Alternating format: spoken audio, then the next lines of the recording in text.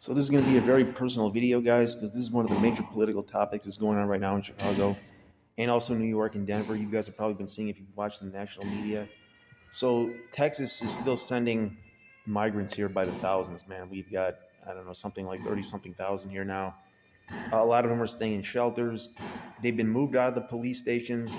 They had allocated about 150 million for it. They got another 150 million coming. So there's a lot of.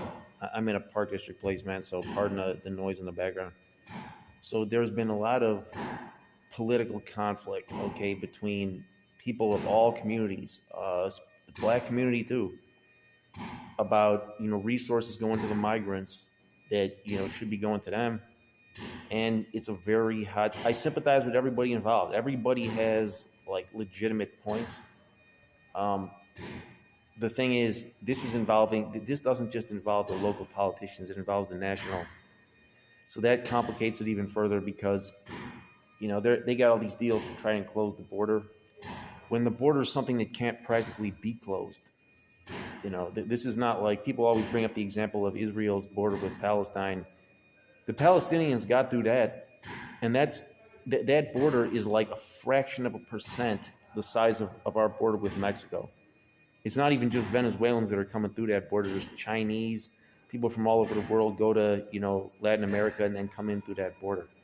So the U.S. is is where the pot of gold is, man. Like everybody wants to come here for that economic opportunity.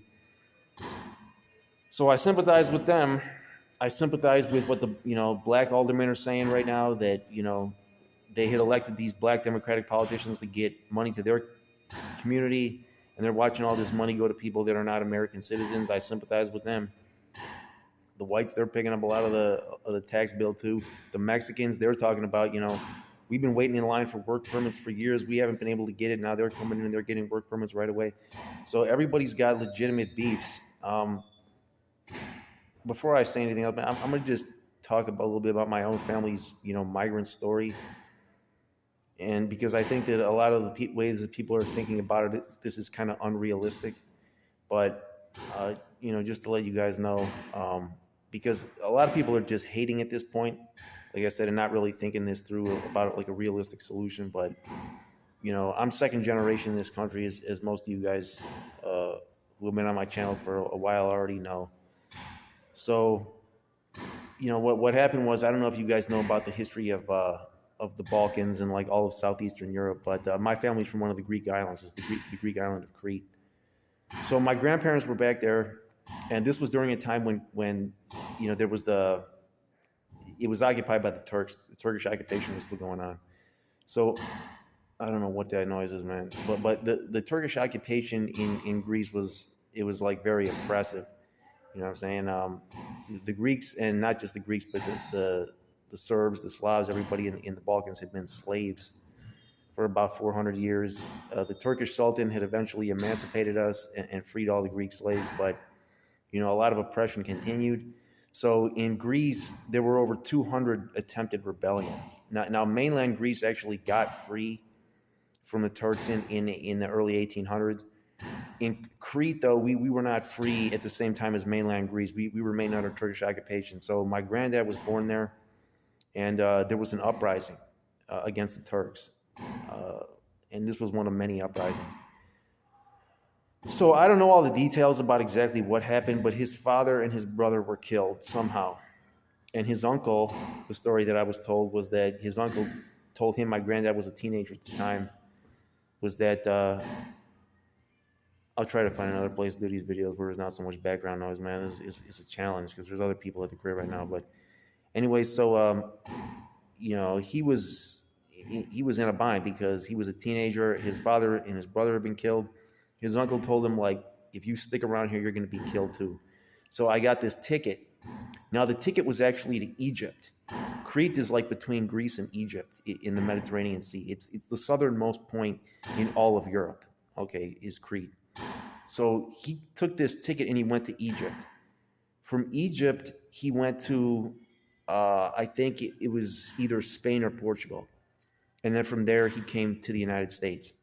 Now, he stayed in the United States until the stuff with the Turks was all over. well, I mean, it's never been over. It's like continues till this day. But I mean, the occupation and all the fighting and stuff. He went back, okay, after World War II.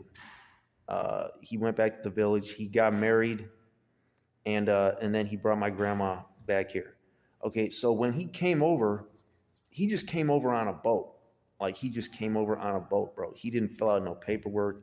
He didn't hit up the government, nothing. He just came over on a boat.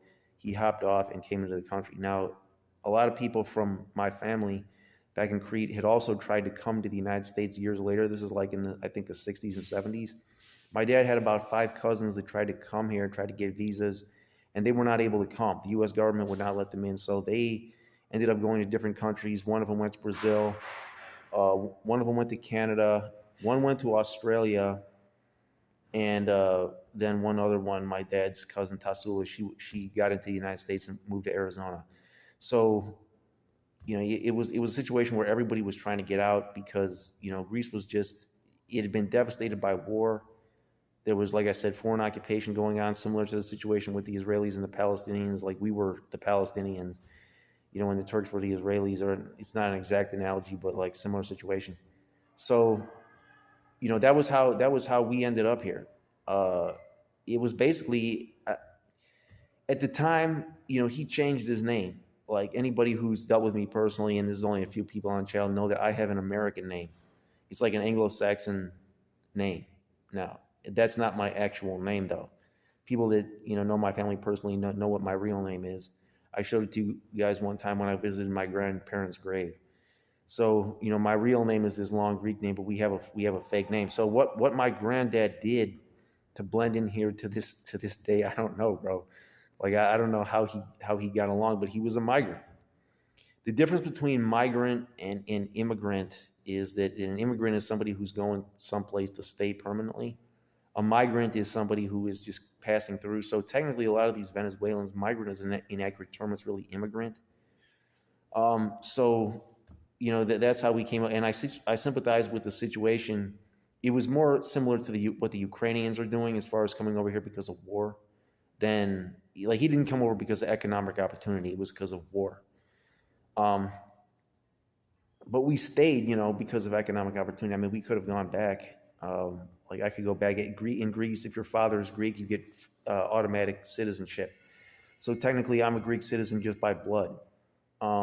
So I could go back, but I choose to stay here in the U.S. I love the United States. I love this country to death, and so at least for the time being, I'm not going anywhere. So, and I was born here. You know what I'm saying? So, I grew up like accustomed to this culture. I'm more familiar with this culture than I am like with my own family's culture, even though that was what was in the house. So with the Venezuelans, there's an asylum system here where you come over, but a lot of what they, obviously people suspect that a lot of what they're saying about, being in danger in their home country could be capped, and they're just coming here for economic opportunity. That's, the suspicion, that's the accusation.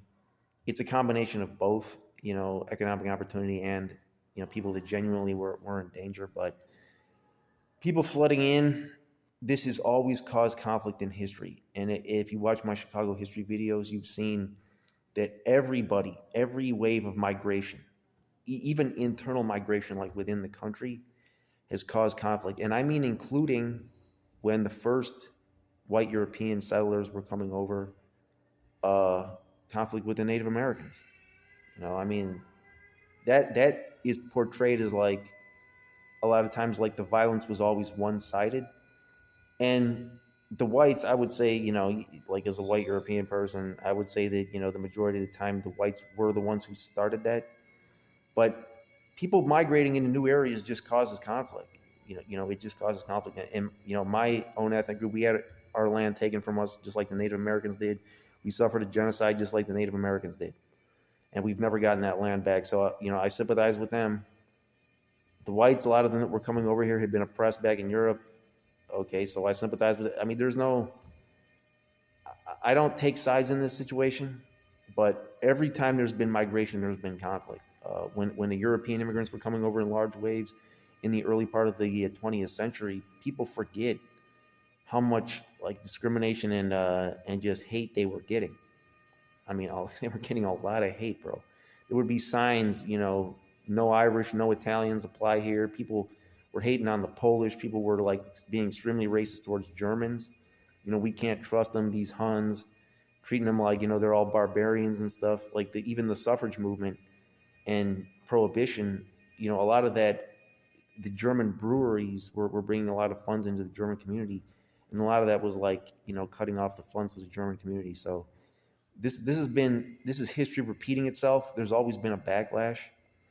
Um, Even when blacks started coming up from the South, there was a backlash against them. Anytime people come in large numbers, there's a big backlash. This backlash is actually relatively small compared to some of the backlashes that we've seen in history in this country. So I think this is all eventually, if history repeats itself again, this will all eventually blow over if they assimilate. But that takes a generation. That does take a generation, man. So you guys let me know what you think in the comment section, man. A lot of them have asked to leave because the weather, like I said, had a lot of them, and this has been an extraordinarily mild winter. We had 1 week where it was like sub-zero temperatures. That's like typical Chicago stuff for winter. The rest of this winter has been unbelievably mild. So I mean, they've gotten like a real, uh, they've had it easy, is what I'll say. Like typically in Chicago, there's 2 feet of snow. It's sub-zero temperatures. There's been times where the whole month of February we haven't gotten above 8 degrees. So the migrants have been lucky this winter, man. But a lot of them, I think 3,000 something migrants have gone to other states, Florida, California, wherever. But Chicago was going to have a vote, a referendum vote on whether we wanted to keep our sanctuary city status and allow Texas to keep sending migrants here. And the vote was canceled. And that brought a lot of political accusations, against the administration and everything. Like we should have let the people have their voice in this.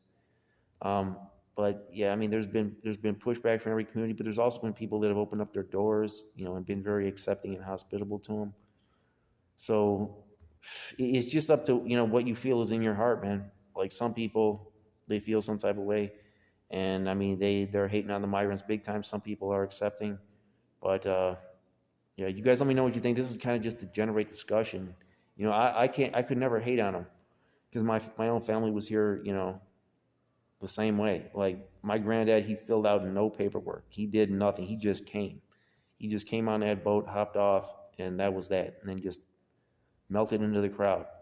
Um, and that was a time when a Mediterranean person couldn't really, blend in with the majority of the population here the way that we can today. You guys see me. My granddad did not look at all like me. He was very dark, like tan. He did not look at all like an Anglo-Saxon person like I do. With the red, the blue, the white. It's like the American flag is like my face. He was not like he was. People could mistake him for being like an Arab, a Latino, something like that. Me, like I can easily blend in because I'm snowed out. With no doubt, chased no cloud and never sold out. But back then, Mediterranean people got a lot of discrimination. So, I sympathize with everybody, but what I would say to the people that are, against this, you can't stop the forces of economics. You know, you got to think about this realistically. Like you can't stop that. Whether it happens slow or fast is going to happen. That would be a first in the history of the world. If you could keep people from coming to where the money's at, you've made history. Like you've been the first one in human history to stop people from going to where the money is at, and the money is here. And as long as the money is here, it's like they say it just like the cream always rises to the top. People are always going to chase that bag. This is like what was going on in ancient times. People would follow the herds. In this day and age, the money is the herd. People are going to follow that money, man. So, uh, it's something that people got to learn from history from, man. But you guys let me know what you think down in the comment section, man. I've talked too long. It's your boy, Chicago News. I'm out.